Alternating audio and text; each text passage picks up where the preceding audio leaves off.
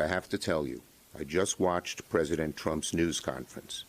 Listen, it's one thing for internet pundits to spew off conspiracy theories. It's another for the President of the United States to throw out idle speculation as bodies are still being recovered and families still being notified. It just turns your stomach.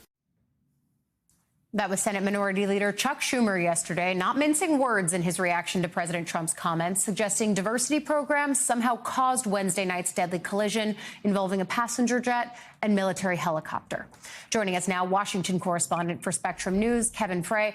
Kevin, talk about how Democrats, we heard Schumer there, but are talking about Trump's recent comments and the way that he's really stepping out of line with procedurally the way that these kinds of investigations are done. Typically, all these updates come from the NTSB, obviously not. Well, and not even that. I mean, when you think of these tragedies, there's typically a very clear-cut way that things proceed. The president usually comes out and provides a unifying message. Think of Ronald Reagan after the Challenger explosion, Bill Clinton after Oklahoma City, the list goes on, trying to pump the brakes on any speculation and then allowing things to play out while at the same time trying to unify the country, essentially playing the role of consoler in chief.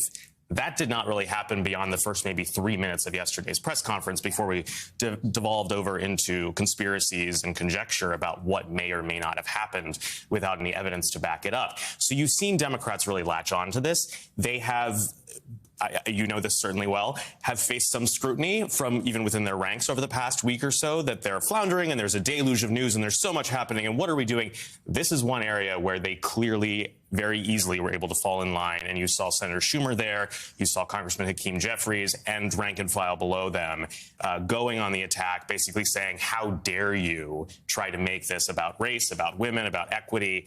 This is a tragedy of colossal scale. So as Democrats are trying to figure out the way that they respond, one of the ways that we've reported on, and I know you're covering this as well, is that Hakeem Jeffries and Chuck Schumer, who also happen to be New Yorkers and thusly very in your wheelhouse, are talking about not swinging at every ball, basically. Yeah. But when the ball is what we saw yesterday from the White House press briefing room, you absolutely have to swing at that. Oh, I mean, it was like right over home plate, and I shouldn't be devolving into sports metaphors because it's everything from the OMB memo to asking federal workers to take buyouts to then, of course, the president himself coming in the briefing room. So what I thought was the most illustrative thing that Jeffries has said over the last 3 months or so was in the weeks right after the election, he said to our colleague Paul Kane with the Washington Post, essentially, I'm not going to spend the next 4 years responding to everything that this president does. I'm not going to be reacting to every tweet and Truth Social post.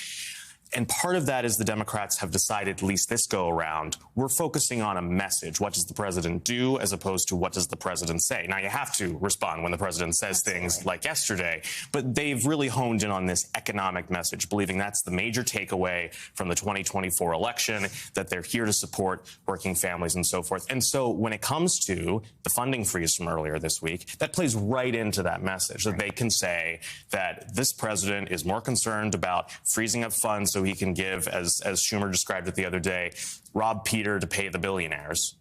And he's not concerned about you in the middle class. So this is an area where they have now been able to really hone in on that message and not to say take the bait, but essentially take the bait when Trump has thrown it up into the air. Yeah, and I will say I was even sent an ad this morning from one of the main House super PACs that's going to be going up on the air with an economic-related message.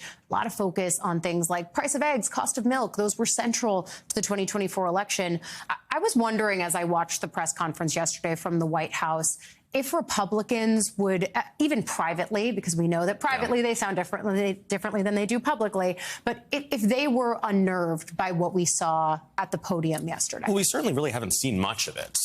Notably, I think maybe silence is the thing that speaks more so than otherwise. You saw, I think, some of the typical Republicans you might expect, like Susan Collins, Lisa Murkowski coming out and kind of expressing some what exactly was he doing, discomfort's going on.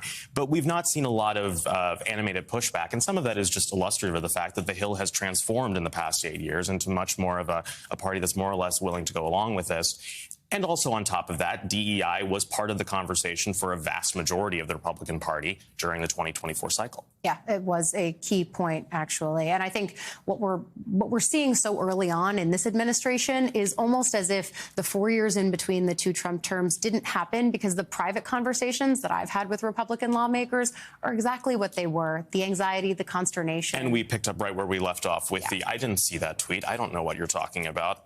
When you asked him about it. Exactly. Hill reporters coming ready with the receipts. Once again, Kevin Frey, bringing the receipts to us. Thank you.